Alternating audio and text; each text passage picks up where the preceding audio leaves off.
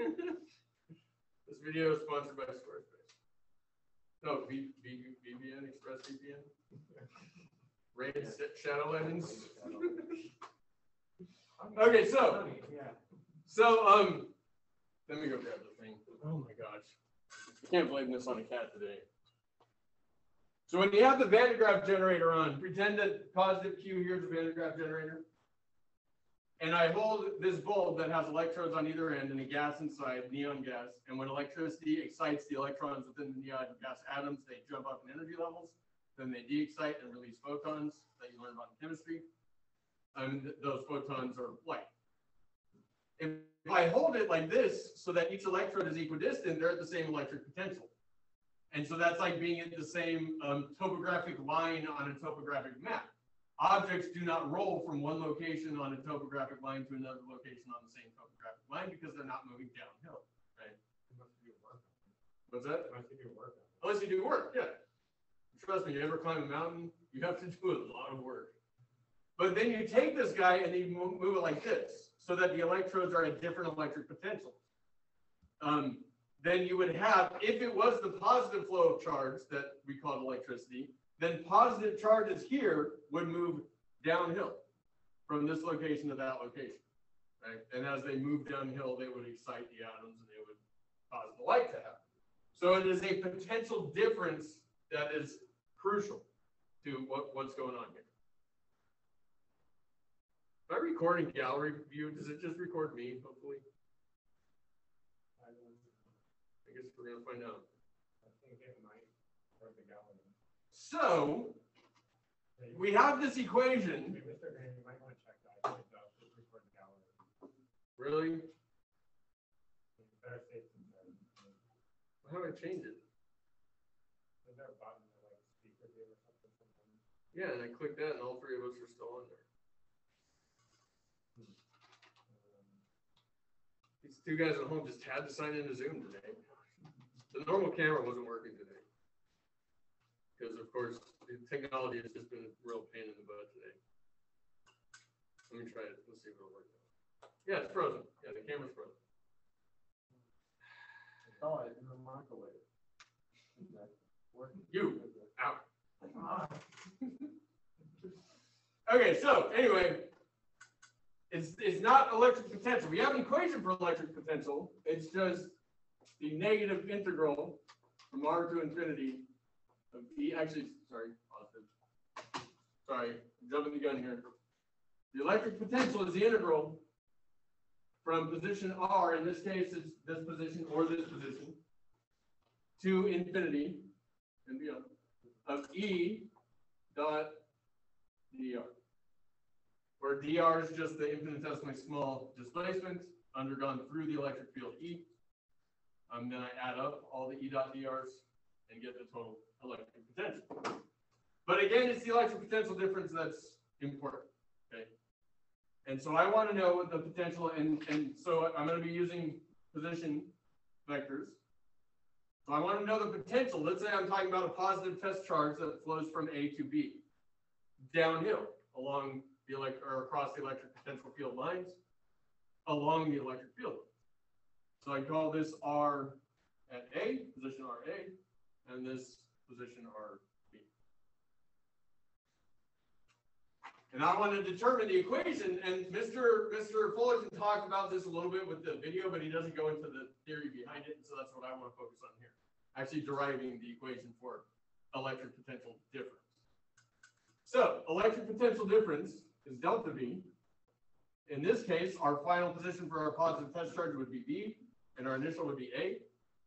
So it's going to be the voltage at B minus the voltage at A. And then I just use that equation.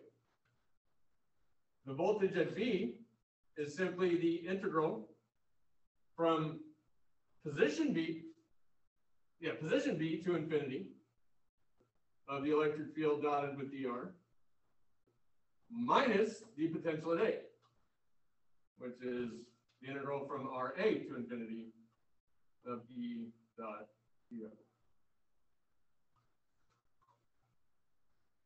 But I want this as a single expression, so I'm going to do a little mathy manipulation here. And you'll see why I do it in a second. First of all, I'm going to flip the limits of integration on this guy. So when I flip the limits, I have infinity down here and RB up here of E dot dr. Now, as written here, these are not equivalent. But I can make them equivalent by doing what? You guys learned this yet? Negative. Put a negative in front. Yeah. Okay. If I go from RB to infinity, I'm going this way. E dot dr is going to be positive. If I go from infinity to RB, I'm going from out there this way. DRs are all negative. The electric field is still positive, so that's negative. But then I put a negative in front, and it's the same thing. So I have negative infinity to integral from infinity to RB of E dot dr minus the integral RA to infinity E dot dr. I'm going to do another little mathy thing, and you'll see why. I'm going to swap these guys. I'm going to say the negative in integral from RA to infinity of E dot dr minus, so this guy minus that integral from RB to infinity of E dot,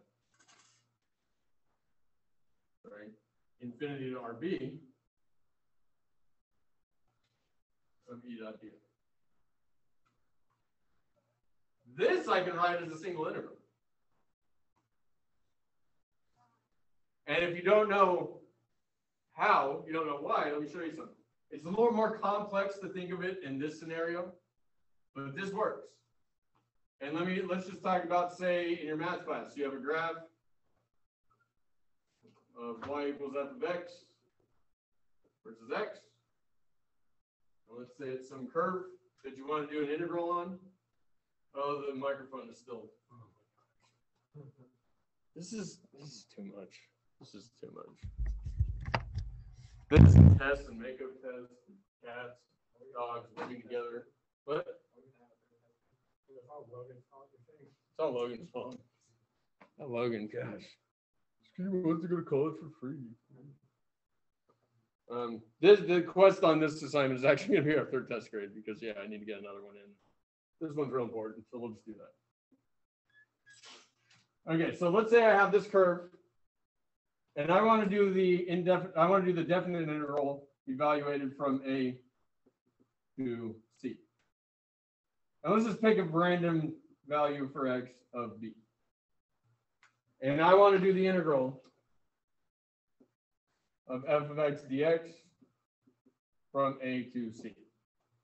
Well, this is equivalent to the integral of f of x dx from A to B plus the integral of f of x dx from B to C. You guys learned that yet? It makes sense, right? The integral from A to B of f of x dx is this area. The integral from B to C of f of x dx is this area. The integral from A to C of f of x dx is that total area. So it makes sense, right? So notice, what do you say? That I've learned that. I can't hear you. I've learned that. Oh, okay. But it makes sense if you haven't learned that yet, right? Notice what has to happen. That limit needs to match that one. It's more complicated to think of here, but if you actually use this as a mental exercise, realize that you get the same thing applies, only you got to be thinking about infinities. But you're thinking about the same infinity. So I see infinity here, I see infinity here. So I can mash these two together, just like I can mash these two into this one. And so when I do that, when I do the mashing, I get the negative, because both are negative, integral from RA to RB of E dot dr. That's electric potential difference between 2 points.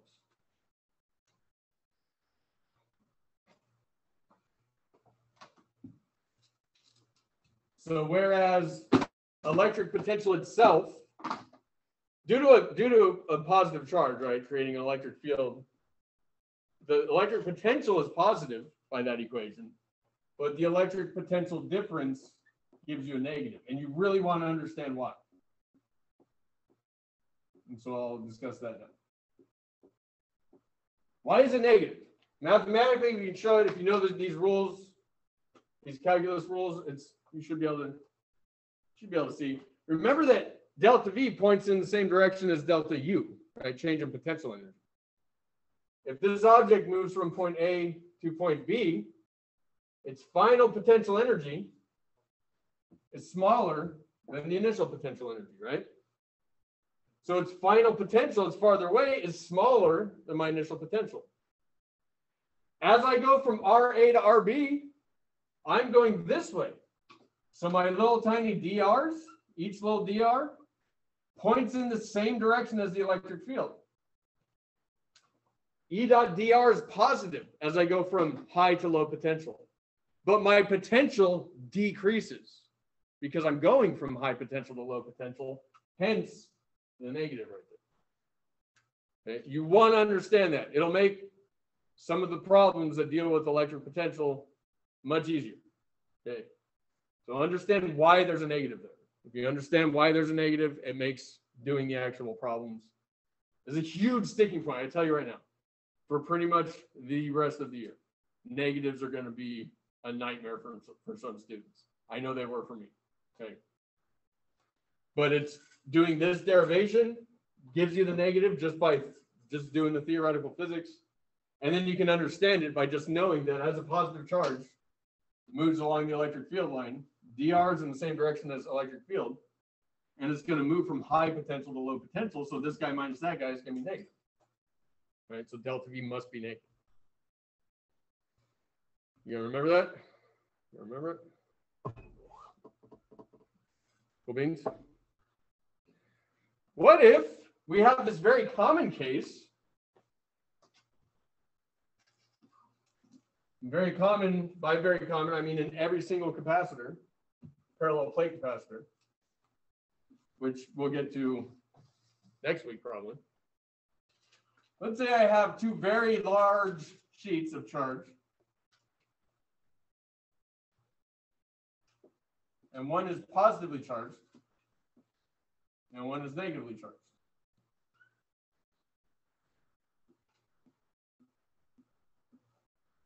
Let me do it this way. I'm sorry. I'm just going to change the color. Let's say I have positive charges here, creating electric fields that point away, right?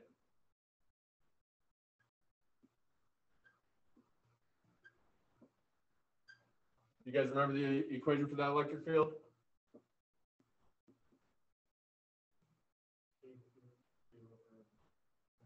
The electric field for a charged sheet. An infinitely large charged sheet, because we're going to assume that these sheets are much longer in extent than the distance separating them. Over 2 epsilon naught. Isn't it just sigma over 2 epsilon naught? As part of a quick interruption for one quick announcement. Teachers, we are actually doing some tests on our fire alarm system. So if you hear some tests or our fire alarm going off, please don't send students out. We are testing our system.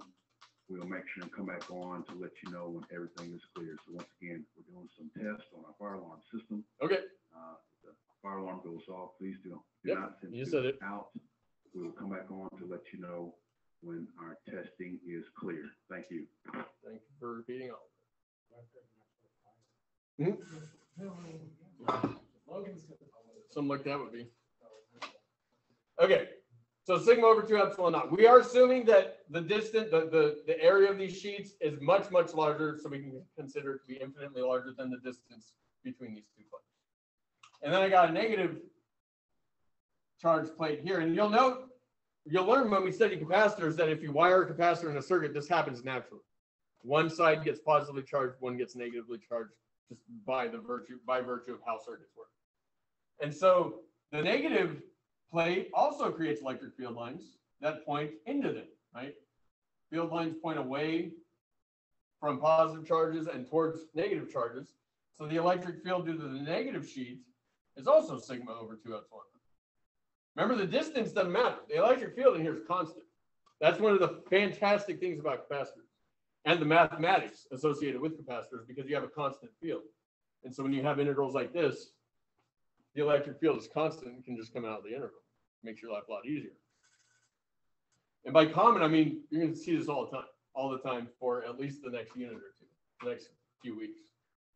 So the total electric field here, what's the total electric field here? Sigma over epsilon naught, right? For a parallel plate capacitor, the electric field between the plates is sigma over epsilon naught, where sigma is an easily calculated value. It's just charge per unit area. Right? Okay. All that being the case, what if I want to know the potential difference? Obviously, we have the voltage here at the positive plate, voltage here at the negative plate. But how do we calculate the potential difference? Well, let's use our new equation. Delta V equals the negative integral from, and I'll just say from A to B, or I can say this, from the positive plate to the negative plate of E dot dr.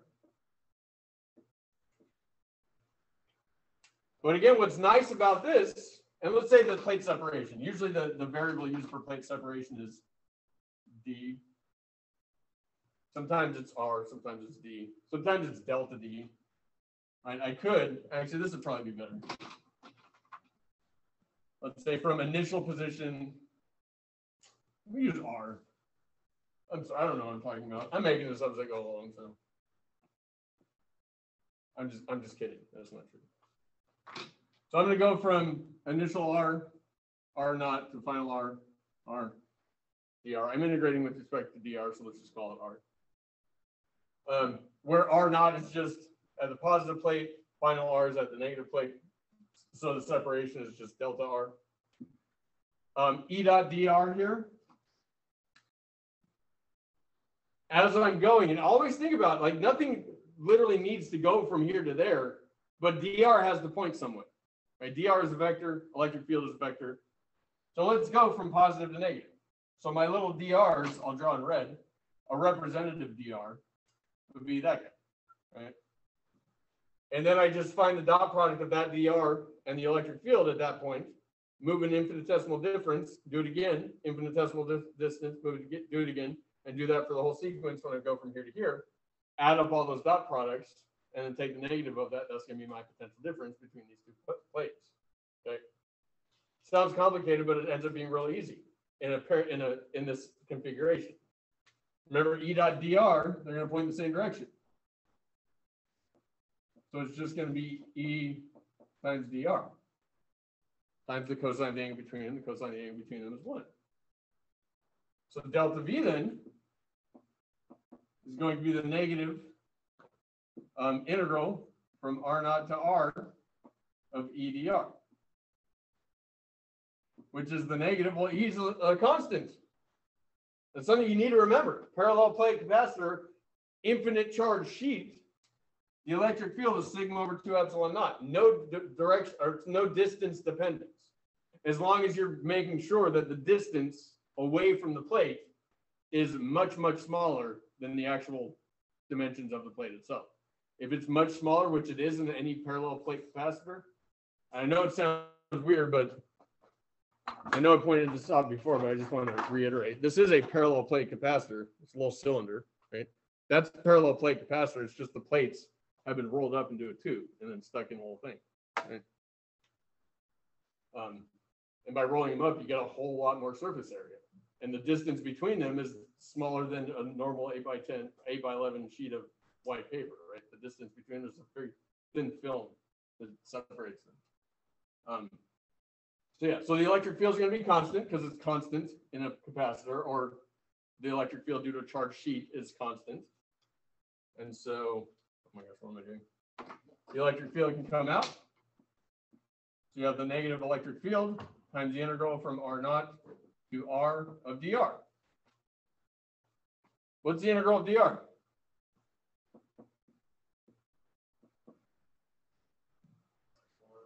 R evaluated from R naught to R, which is just negative E delta, right? So for the potential difference across a parallel plate capacitor, it's simply delta V is negative E delta. Sometimes you'll see it as negative E delta D, or negative E times just D, if D is the plate spacing, the spacing between the plates. It will be half as much if it's just a single plate, but real easy way to double the capacitance is to put another plate there. Makes it a lot easier to store a charge on it.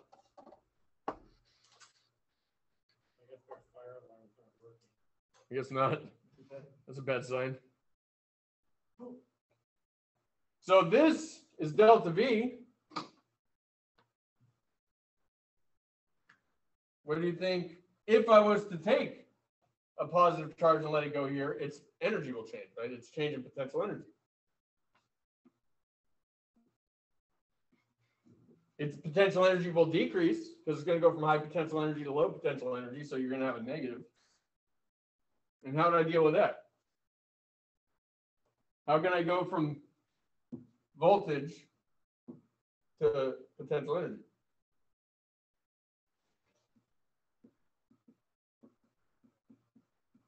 Isn't it just potential energy per unit charge? Okay. So delta U is going to be the negative Q E delta D. So sometimes that's useful. Most of this not on the formula sheet, by the way. Let's verify what is.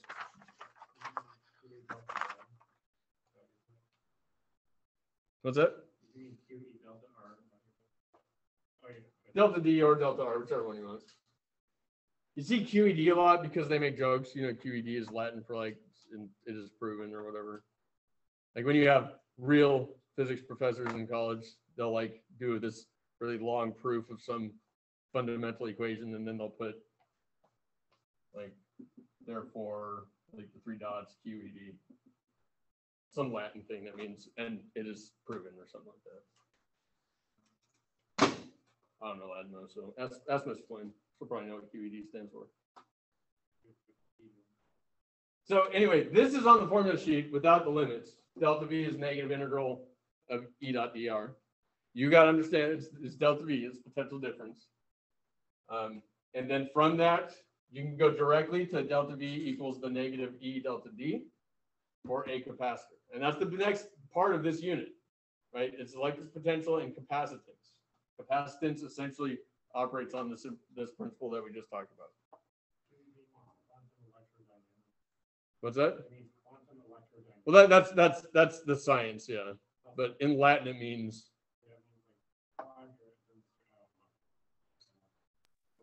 Quod erat demonstrandum. Yeah, it means like it has been demonstrated or something like that. Yeah, quantum electrodynamics, that's the next unit. Yeah. Quantum chromodynamics, you ever heard of that? It deals with the color charge of quarks. Like, so they call them red, green, and blue, like the color charge. They don't actually have color, but it's just some, they just call it that because there's 3 of them. And so they need to, it's like positive, negative was arbitrary. So they, in chromodynamics, it's like, I have red, green, blue, whatever. Yeah. So it could also stand for questions, insight, discussion, and be used to open up a discussion. It's QED. Yeah. That's true. Wait, did you say questions, insight? Yeah. Yeah, that's an I. Yeah. Wait, questions, elicit, maybe? Yeah. Anyway, so my big take-home point, because what you need for the current quest assignment, which you're going to start now, came from the video from Mr. Fullerton. He did some example problems similar to what you'll have to do. And then, but he just goes straight into doing a problem or showing that delta V is negative the integral from A to B of E dot dr. And so I want you to know where that comes from. I feel like it is crucial to really understand this, why it's negative, to really have a scenario. Notice it's going to be negative here too, right? Final potential is actually going to be negative. If I have this connected to a battery, a 1.5 volt battery, this guy's at a potential of 1.5 volts. This guy's at a potential of 0 volts. So you have 0 volts minus 1.5 volts. Delta V here is negative 1.5. Right? If you're moving away from a charged sphere that's positively charged. Remember though, if it's a negative charge, then everything gets reversed, right? Everything gets reversed. So, but usually we define things in terms of positive charges. And then we learned that it was a terrible decision to call the positives and the negatives because, well, we'll learn about that when we get to circuits. You can blame Ben Franklin for that though. Terrible guy, Ben Franklin. One last thing. Because when we're talking about the energy, the electric potential energy possessed by a single charge, like a single proton or single electron, the energies are very, very, very, very, very, very small. And so using joules is not a convenient way to measure the energy. And so you might have heard this before when they talk about the Large Hadron Collider.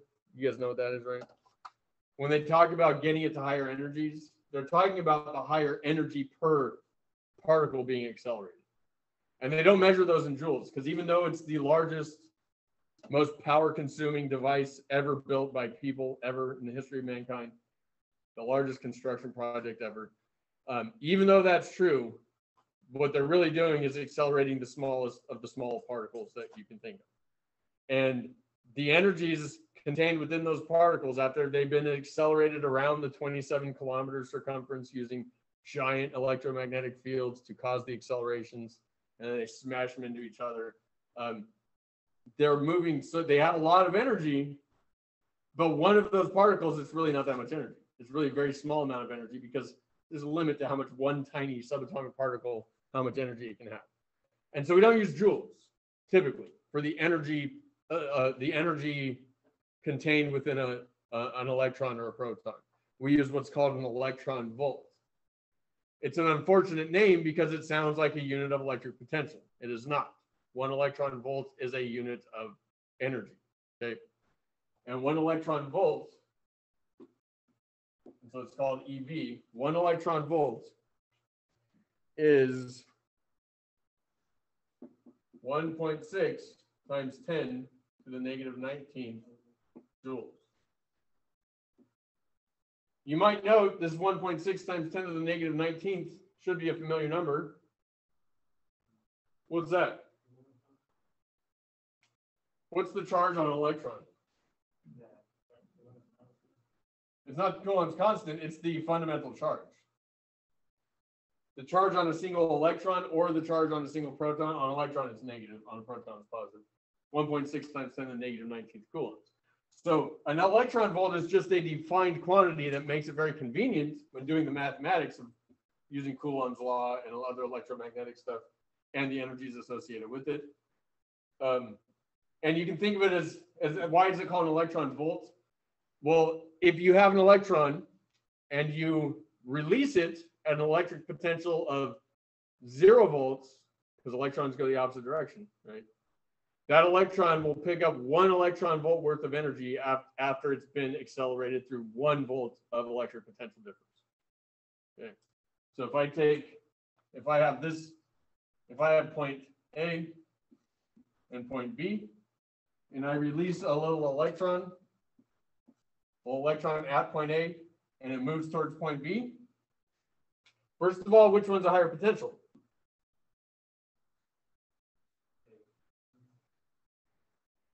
An electrons move in the opposite direction of the electric field lines, right? So the electric field line must be pointing this way. So we have higher potential at A than we do at B. Sorry, reverse that. Higher potential at B than we do at A.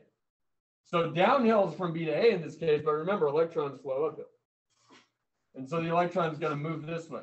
If A is at 0 volts and B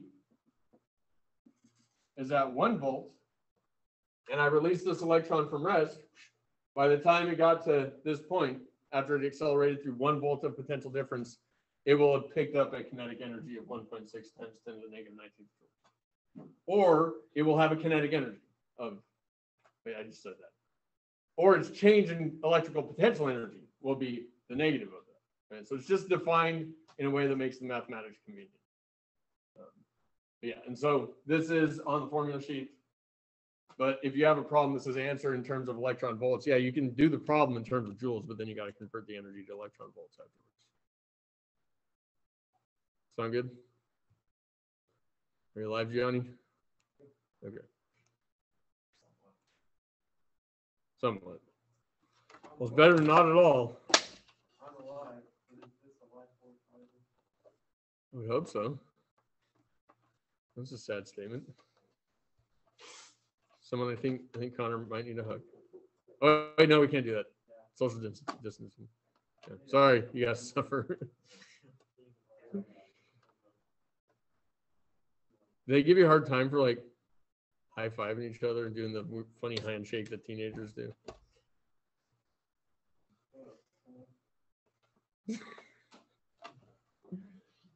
I remember when I was a teenager, my friends wanted to do that and it always made me feel so awkward.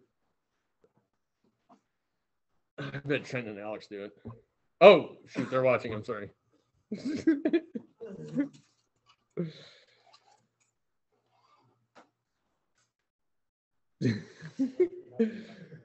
Ha, imagine not being in the Zoom and needing to rely on Mr. Graham to record. Speaking of, I'm still recording.